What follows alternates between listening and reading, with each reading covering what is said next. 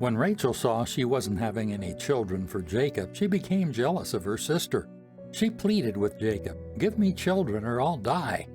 Then Jacob became furious with Rachel. "Am I God?" he asked. "He is the one who's kept you from having children." Then Rachel told him, "Take my maid Bilhah and sleep with her. She will bear children for me, and through her I can have a family too." So Rachel gave her servant Bilhah to Jacob as a wife, and he slept with her. Bilhah became pregnant and presented him with a son. Rachel named him Dan, for she said, "God has vindicated me. He has heard my request and given me a son." Then Bilhah became pregnant again and gave Jacob a second son. Rachel named him Naphtali, for she said, "I have struggled hard with my sister, and I'm winning." Meanwhile, Leah realized she wasn't getting pregnant anymore, so she took her servant Zilpah and gave her to Jacob as a wife. Soon Zilpah presented him with a son. Leah named him Gad, for she said, "How fortunate I am."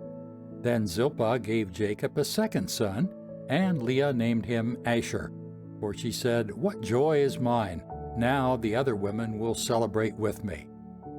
One day during the wheat harvest, Reuben found some mandrakes growing in a field and brought them to his mother Leah.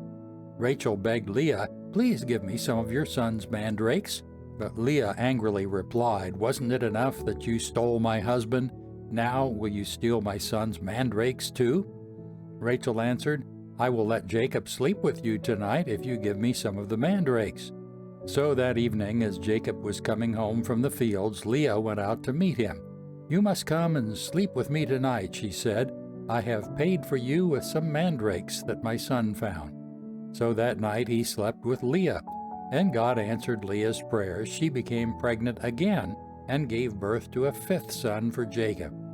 She named him Issachar, for she said, "God has rewarded me for giving my servant to my husband as a wife." Then Leah became pregnant again and gave birth to a sixth son for Jacob. She named him Zebulun, for she said, "God has given me a good reward. Now my husband will treat me with respect, for I have given him 6 sons." Later she gave birth to a daughter and named her Dinah.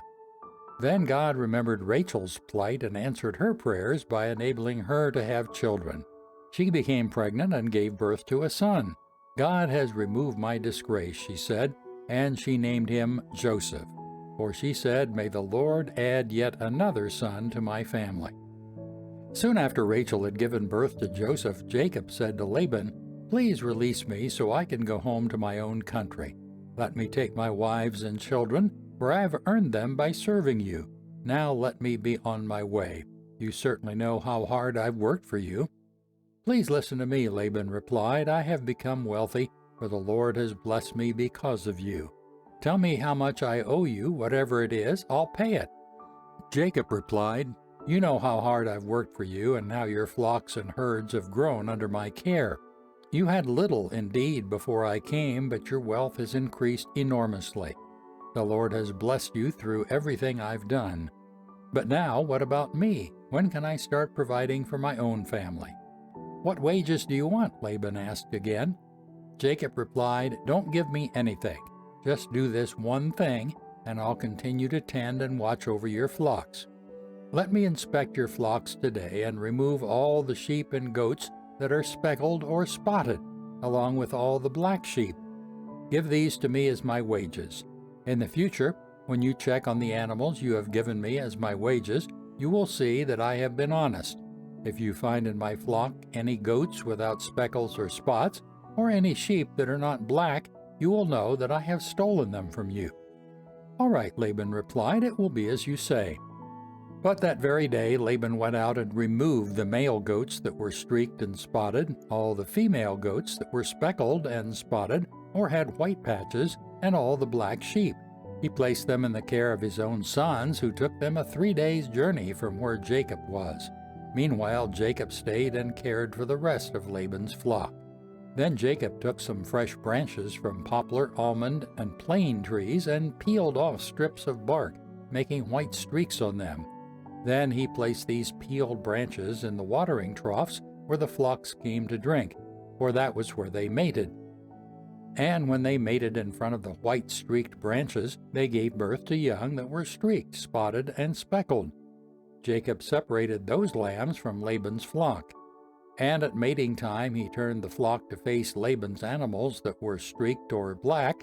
This is how he built his own flock instead of increasing Laban's. Whenever the stronger females were ready to mate, Jacob would place the peeled branches in the watering trough in front of them. Then they would mate in front of the branches. But he didn't do this with the weaker ones, so the weaker lambs belonged to Laban, and the stronger ones were Jacob's.